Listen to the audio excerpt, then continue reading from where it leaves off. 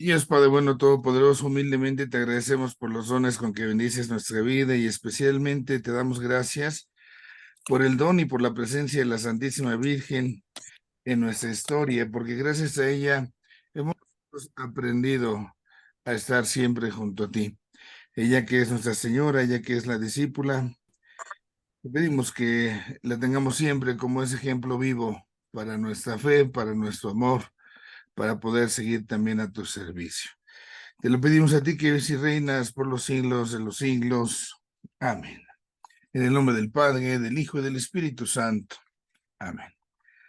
Bueno, no sé si tuviéramos alguna duda, alguna pregunta de lo que empezamos a ver hace 8 días. Empezamos a ver este tema de la maternidad espiritual de María. Vimos una parte más ampliada de los textos bíblicos, algunos comentarios. No nos quedamos solo en lo que nos presenta la guía, sino que fuimos un poquito más allá. Entonces, en razón de ello, pregunto si hubiese alguna inquietud o alguna interrogante de ese tema.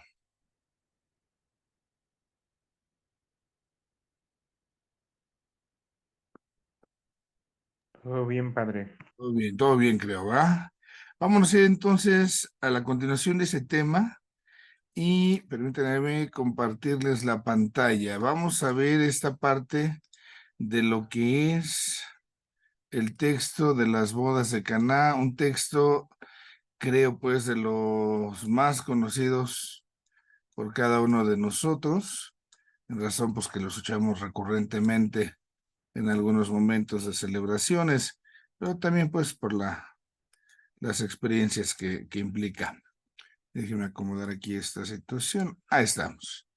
Bueno, pues vamos a ver el texto de las bodas de Caná para tratar de contemplar este elemento. Y déjenme también presentarles un libro.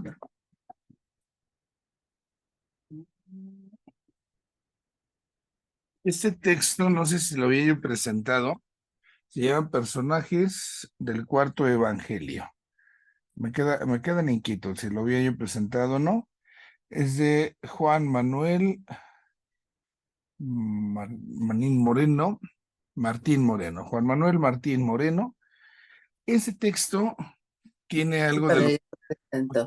que ya lo habías presentado, ¿verdad? Pero Ya. es de lo que tenemos algo de lo que vamos a usar aquí para esta reflexión. Bueno, hay una figura literaria que se llama inclusión. Lo que hace la inclusión, como su nombre lo dice, incluye.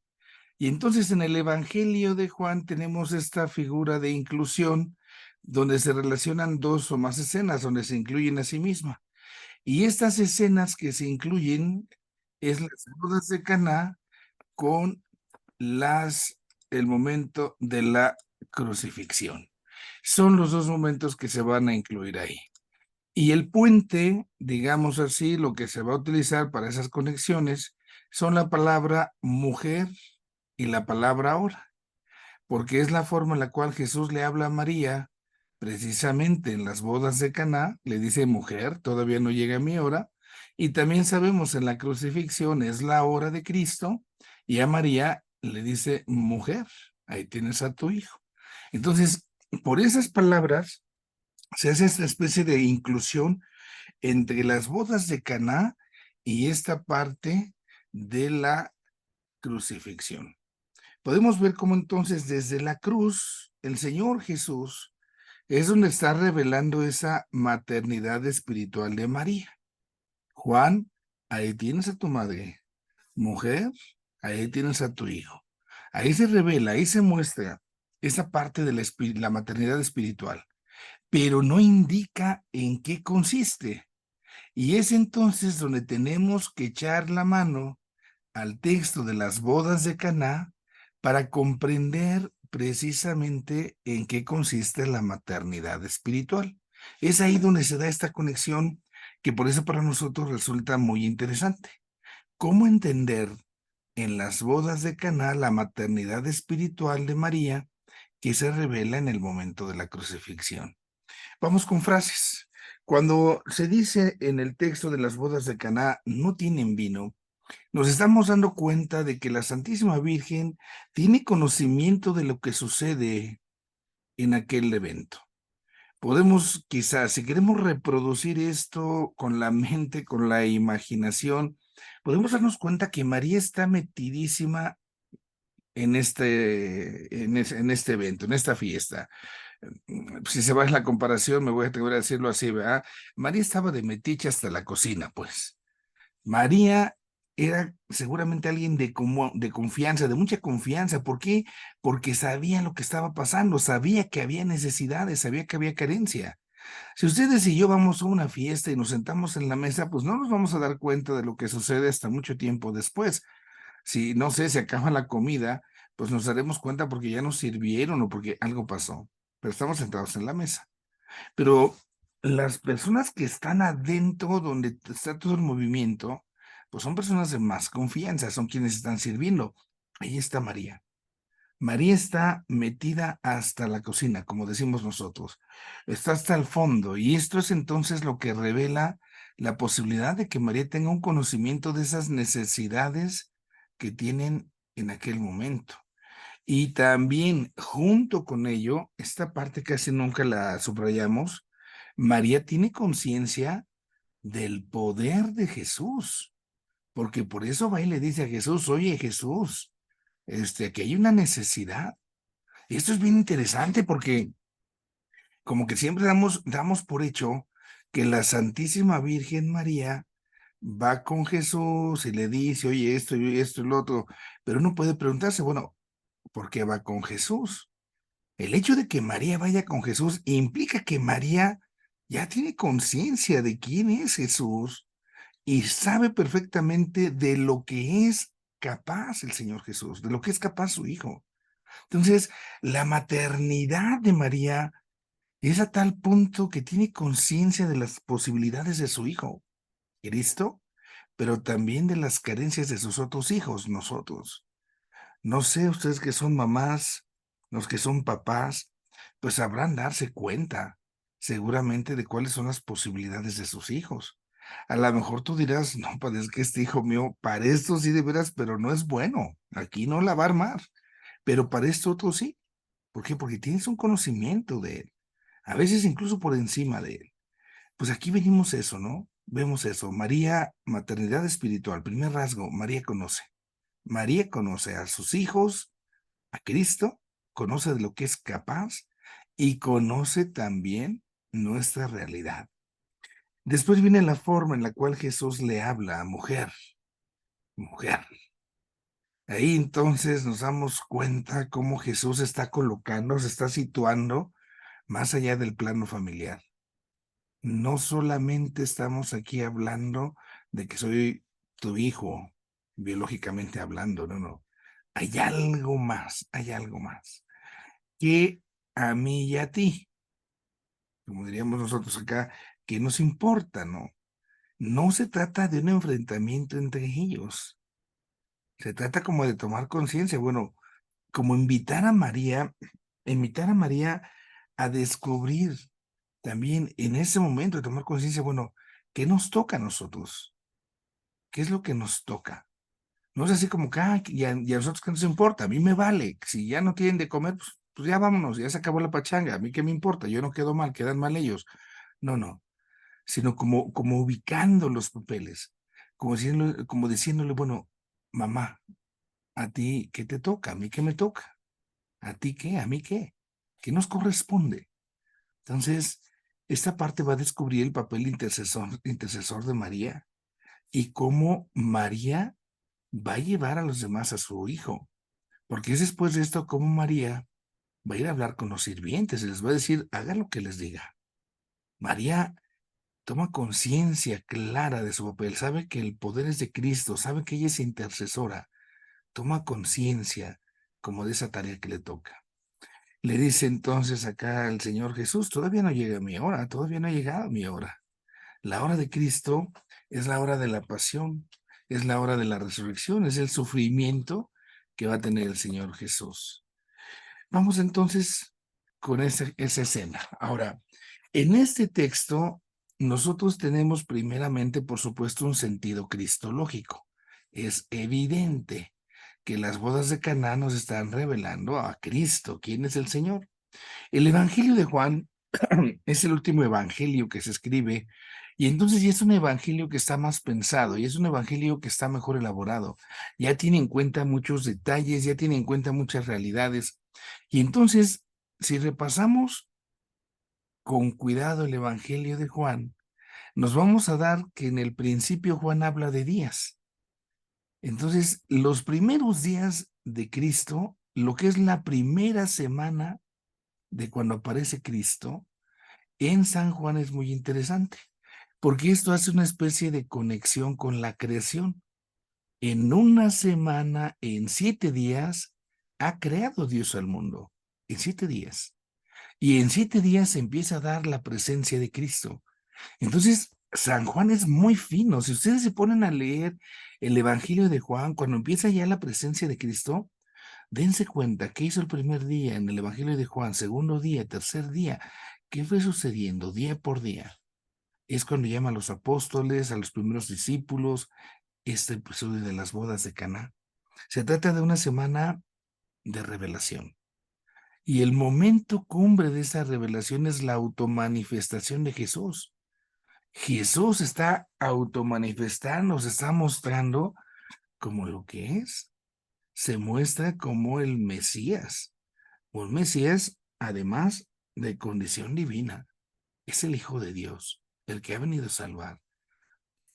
En la creación, al séptimo día, cuando Dios contempla en el descanso su creación, el ser humano tiene que entender que Él es Dios, que Él es el creador de todo. Acá, al final de esa primera semana en San Juan, tenemos esta muestra.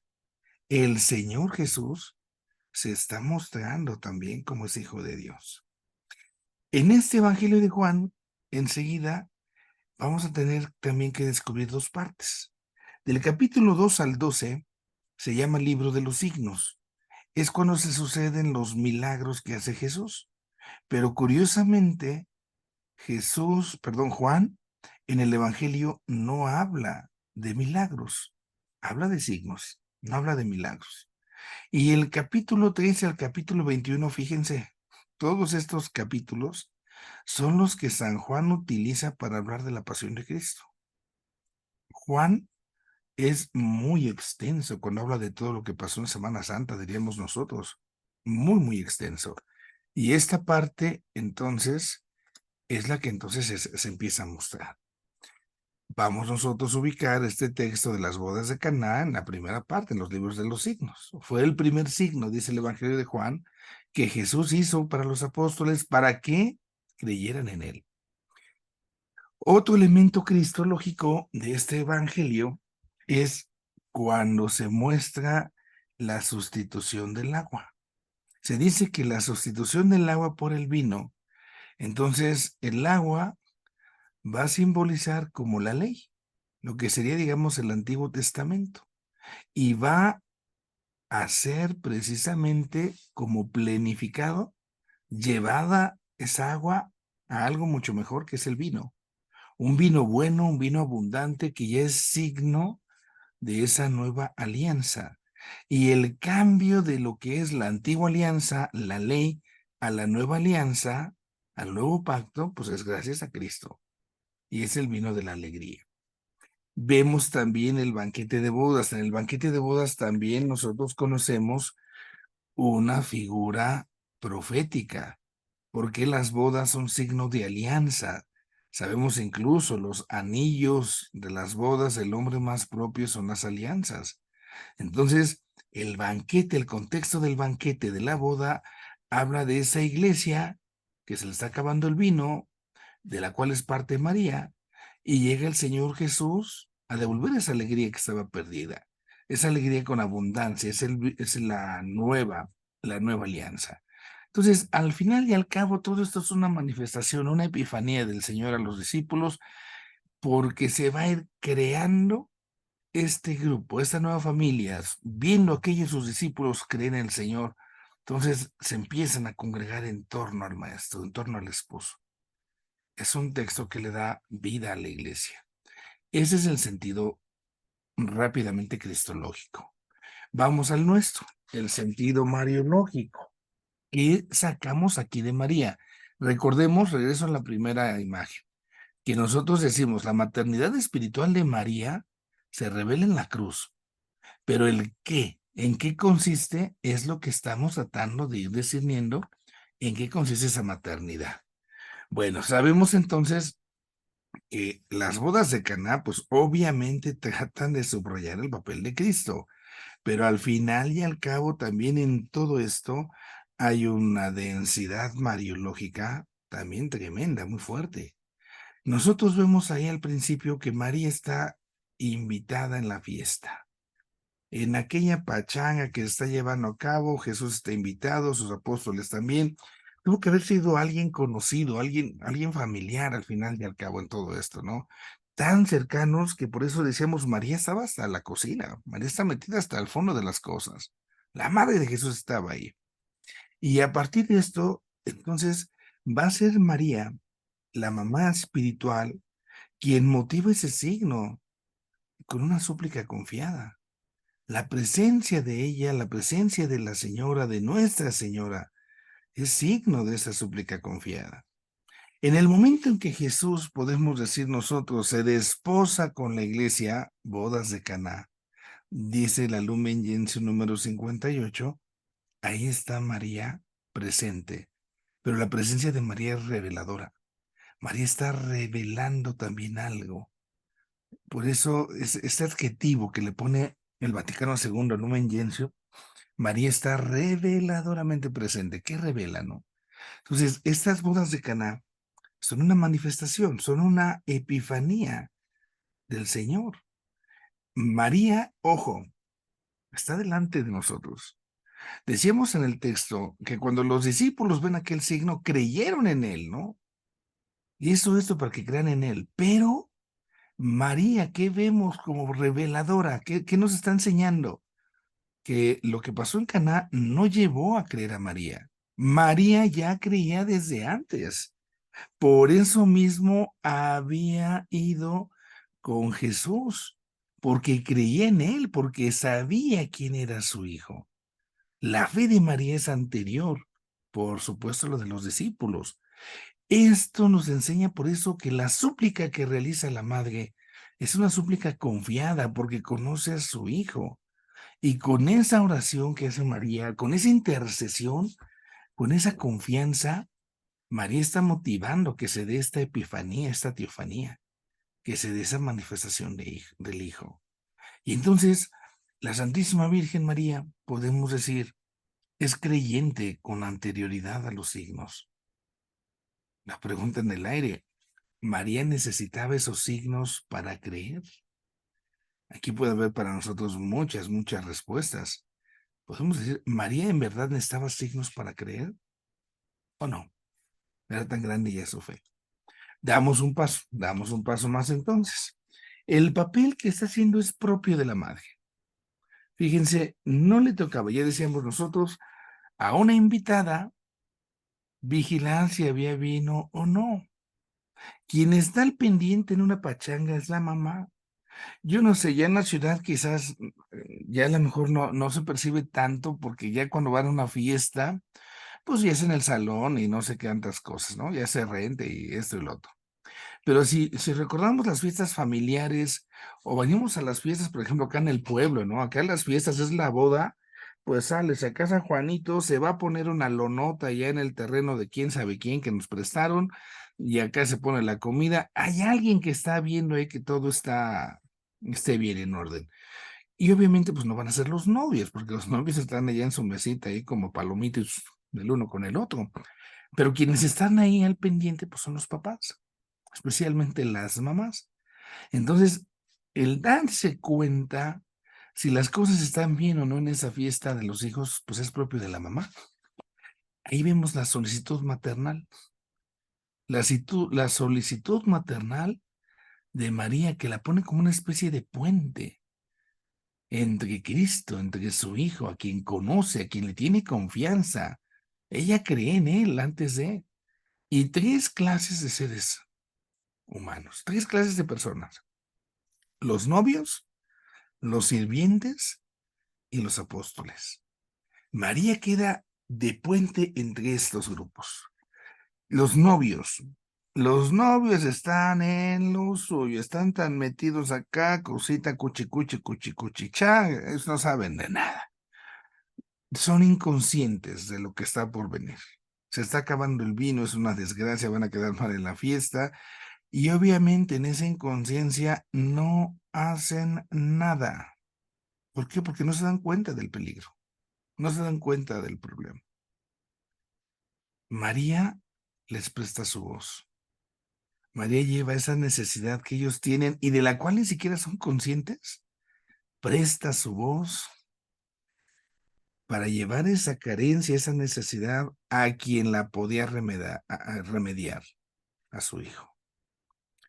Entonces, esta característica de la maternidad espiritual es muy hermosa. Hay quienes quizás ignoran a María.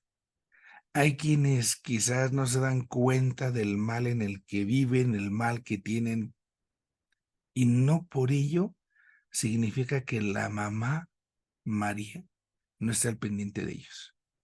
Yo puedo ponerme a pensar, les puedo decir de ustedes de sus hijos, a lo mejor por ahí hay un hijo que es medio descarriado, a lo mejor ni se acuerda, a lo mejor ni va, a lo mejor anda, pero por la calle de la amargura, y como si nada, así como si la fresca mañana, como lechuga, pero la mamá está al pendiente, por lo menos rezando por él, si no medio queriendo resolverle las cosas. Ahí está, los novios. Los sirvientes, el segundo grupo, donde María hace como puente con Cristo. Estos son los predilectos, ¿eh? Estos fulanos, tan X, a lo mejor ahí en el texto, son los que se llevan el premio mayor, porque son los que ven el milagro, son los que llevan el agua en aquellas tinajas y después esa agua ya no es agua, ya es vino, o sea, ni los apóstoles, ¿eh? Quienes vieron el milagro son los sirvientes. Esto nos da la lección. Es en el servicio donde grandes cosas podremos ver que hace Dios. Cuando prestamos un servicio donde sea, en la familia, en la comunidad, en nuestra comunidad parroquial, cuando prestamos un servicio es cuando vienen los milagros de Dios. Se le hace caso a María, María da las instrucciones, es decir, ¿quién es la primera sierva, la primera sirvienta, la primera servidora? Ella, Nuestra Señora. He aquí la esclava del Señor, dice el Magnificat. He aquí la sierva del Señor. Esa podemos decir, será su mejor característica, será el mejor regalo que ella pueda concedernos, ser servidores, porque sabe que quien sirve va a ver cosas grandes. Ella como servidora, entonces definitivamente pues vio a Jesús. Así nosotros, así estos. Aquellos que obedecen, ¿por qué obedecen? Porque escucharon a Cristo, escuchan a María el consejo que les da, le hacen caso y bueno, viene el milagro. Maravilloso, maravilloso. Después están los apóstoles. Para los apóstoles podemos decir nosotros, pues también llevan regalo, pero no como el de los sirvientes. Los apóstoles estaban acá en la pachanga, ¿no? A lo mejor, no sé, a lo mucho quizás, pues cuando acompañaron a Jesús, vieron que Jesús se paró porque la mamá le estaba diciendo no sé qué cosas, y a lo mejor como que vieron esto, lo otro, a lo mejor por ahí alguien se arrimó, pero los que vieron de cerca, que ayudaron fueron los sirvientes.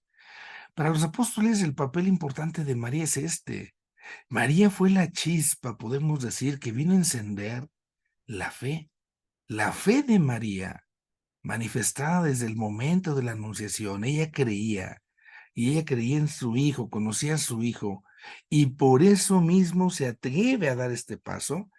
Esta fe de María hace que entonces sucedan estas cosas, y por eso podemos decir que la fe de María es la que prende el fuego. Podemos decir que la fe de María es la que causa que el Hijo se exprese, se manifieste, y por esa manifestación entonces los discípulos van a comenzar a creer, porque contemplan la gloria de Dios y así creen en Él, creen en Cristo. Entonces, la mediación de María con esa solicitud maternal va a ponerla en medio de Cristo y estos personajes. Los novios como que están casi ya llenos de luna de miel, ni cuántas se dan. Los sirvientes, los que ven las cosas grandes, maravillosas, y los apóstoles. La actitud de María, podemos decir nosotros, está movida por el amor. Uno puede decir, María, ¿a ti qué te importa? ¿Para qué te metes? Ni son de tus parientes. María, movida por el amor, hace lo que está a su alcance, pone cuanto está de su parte. ¿Para qué?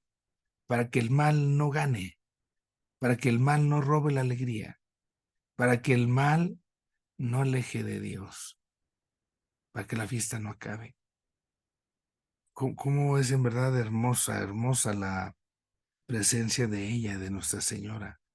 Porque quizás en nuestra vida a lo mejor luego ni nos percatamos de cuántos males por la intercesión de ella nos hemos seguramente librado. ¿Cuántas veces ella, nuestra mamá, estará evitando que se sucedan esos males? Y esto es hermosísimo. Pone todo lo que está de su parte. Es así como se ejerce esa mediación de María, una mediación verdadera desde esta nota maternal. No sustituye a Cristo, para que lo entendamos y lo subrayemos, ¿eh? Claro, de lo que hemos platicado ya. Para nada sustituye a Cristo, al contrario, es todavía como una ayuda, como una extensión, una prolongación de esa ayuda, de esa mediación cristológica, para que eso entonces la convierta en nuestra auténtica madre.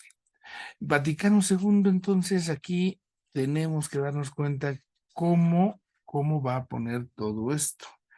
Esta parte del Vaticano II, había como una necesidad de hablar de María y había todo un debate. El debate era si se hacía un documento totalmente para ella, ya lo habíamos platicado, o se incluía en alguno de los documentos.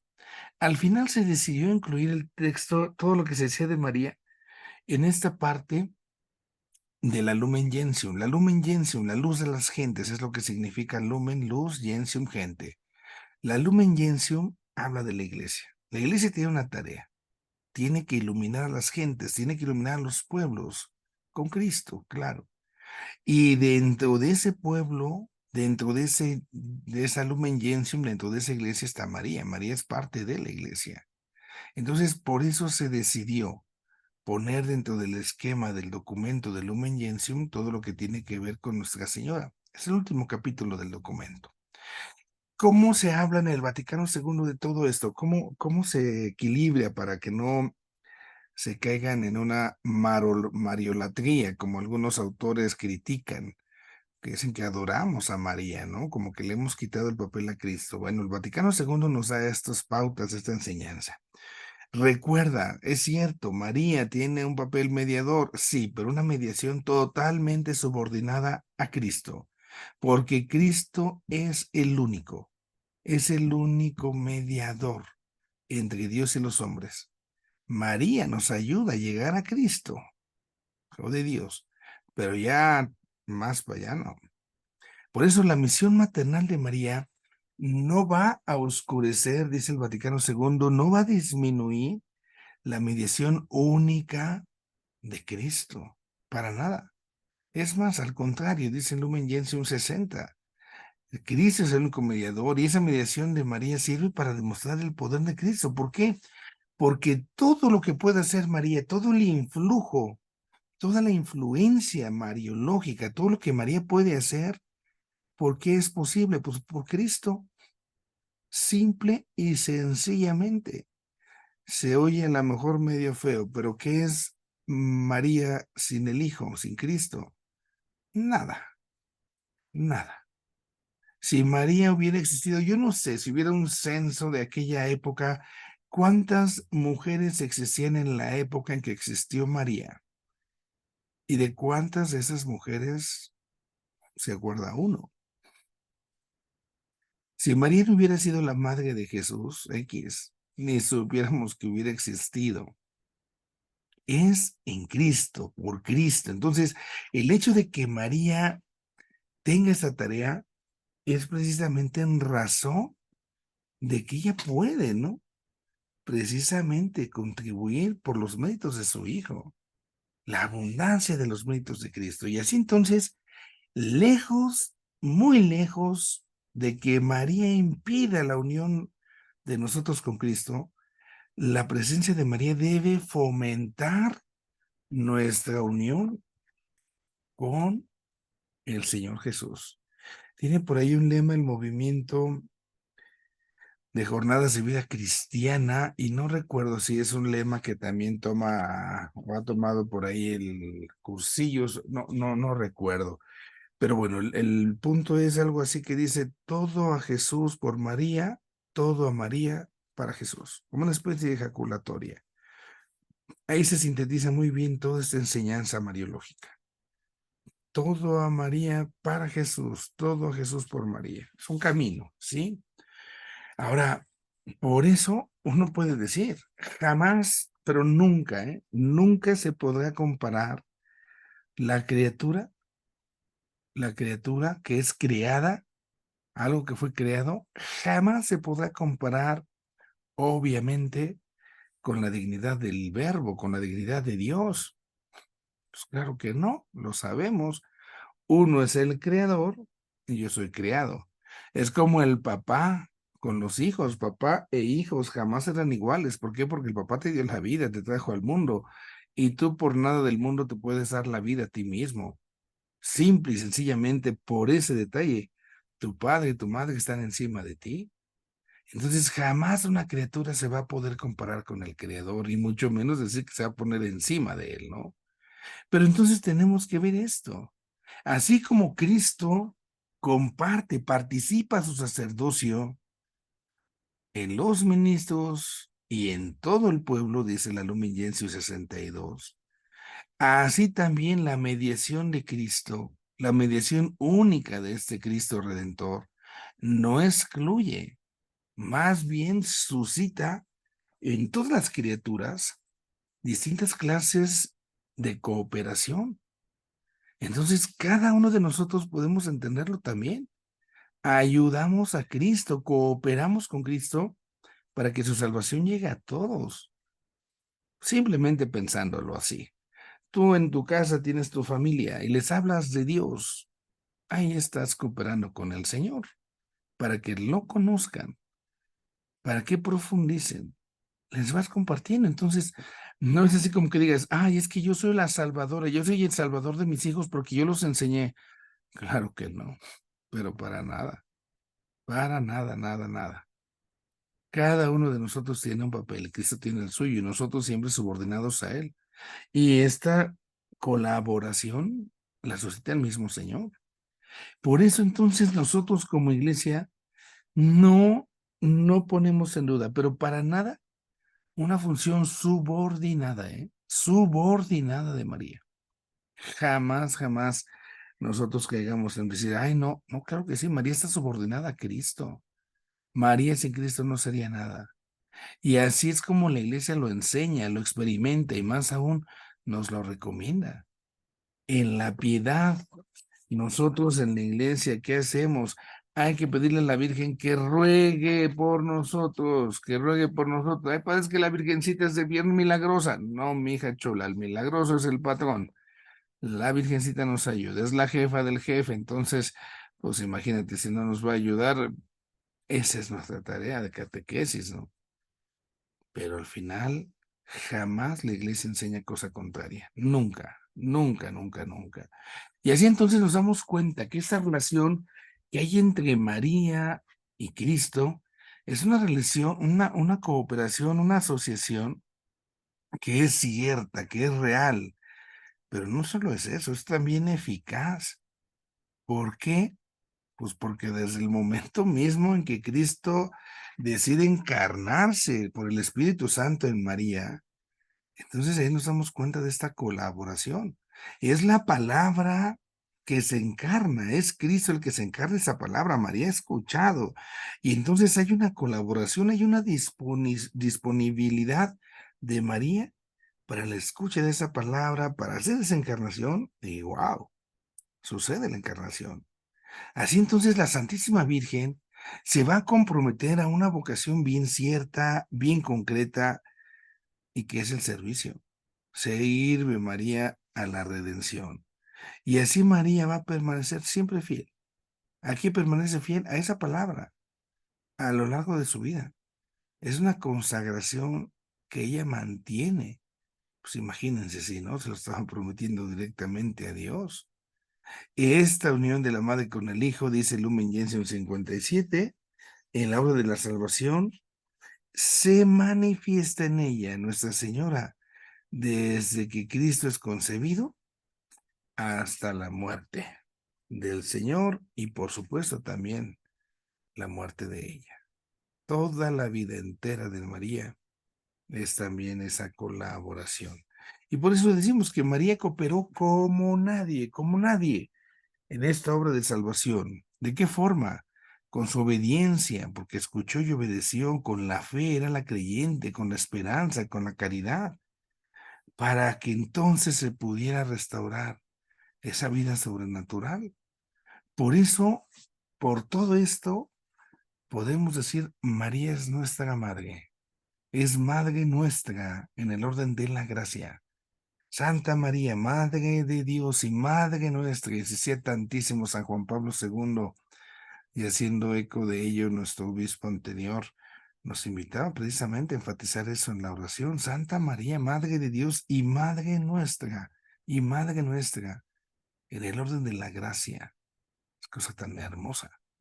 Esta cooperación, esta colaboración de María sigue presente. María sigue intercediendo por nosotros, sigue estando atenta a nuestras necesidades, a nuestra solicitud, de tal manera que María influye en nosotros para que seamos parte del cuerpo de Cristo, pero también nos cuida en ese cuerpo de Cristo. Por eso María es para nosotros nuestra madre. Es el Espíritu Santo, ¿no? El que le enseña a la iglesia a respetar a María, amar a María como ello, como nuestra madre. María es madre de todos los hombres. María, dice Lumen Gentium 53, también es madre nuestra. Bueno, un poco esto de bodas de Caná en razón de esta maternidad espiritual de María. Dejo de compartir la pantalla y vamos a ver si hubiese alguna pregunta, alguna duda. Nos dice Marcela en el chat, no tengo micrófono, no se preocupe, no se preocupe. Bueno, no sé si hubiese alguna pregunta, alguna duda acerca de esta parte de las bodas de Caná y la forma en la cual se teje esa maternidad espiritual de Nuestra Señora sobre nosotros.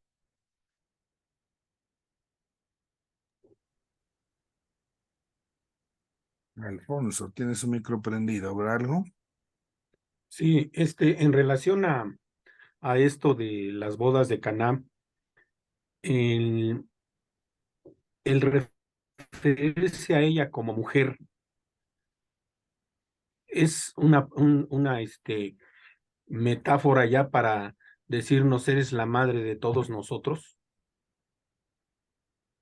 Pues más que una metáfora, es otro tipo de figura literaria, decíamos, que incluye, pero que refiere, digamos, toda esta gama de textos bíblicos. Ahorita yo hice la referencia solamente en el Evangelio de Juan, Caná, crucifixión, pero podemos remitirnos hasta el inicio, al Génesis, con la mujer. Entonces, es una figura, no es metafórica, en razón de que la metáfora es como una especie nada más de comparación. Se llama figura inclusiva que conecta, ¿no? El autor Ujú. sagrado conecta. Entonces, desde el Génesis, conecta toda esa experiencia. Por eso se le llama a María también la nueva Eva, la nueva mujer, la nueva madre, ¿no? Pero sí, va por ahí en esa línea literaria. Y Muy bien, gracias, padre. muy bien, Alfonso. Bueno, hagamos una oración para concluir. Ojalá puedan ahí masticarle un poquito esta parte, leerla ahí en la Biblia. Las bodas de Caná es un texto hermoso y pues más aún cuando se nos habla de esta parte de que ella es nuestra madre. En el nombre del Padre, del Hijo y del Espíritu Santo. Dios Padre Todopoderoso, te damos gracias por tu presencia en nuestra vida, porque nos das esta jornada. Te pedimos dispongas nuestra mente, nuestro corazón y toda nuestra persona para el encuentro de nuestro prójimo, para el encuentro de los demás, pero especialmente dispón nuestra vida para encontrarnos con María, con Nuestra Señora, que descubramos en ella nuestra madre, la madre que tú nos has dado, la mujer creyente, la mujer de la esperanza, la mujer del amor, la mujer que obediente supo prestar ese servicio dócilmente, en primer lugar a ti, pero también a Jesús y también a cada uno de nosotros.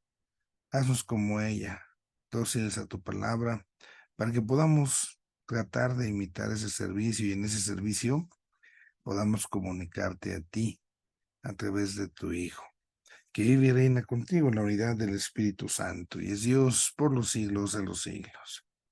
Y los bendiga Dios Todopoderoso, Padre, Hijo y Espíritu Santo. Amén.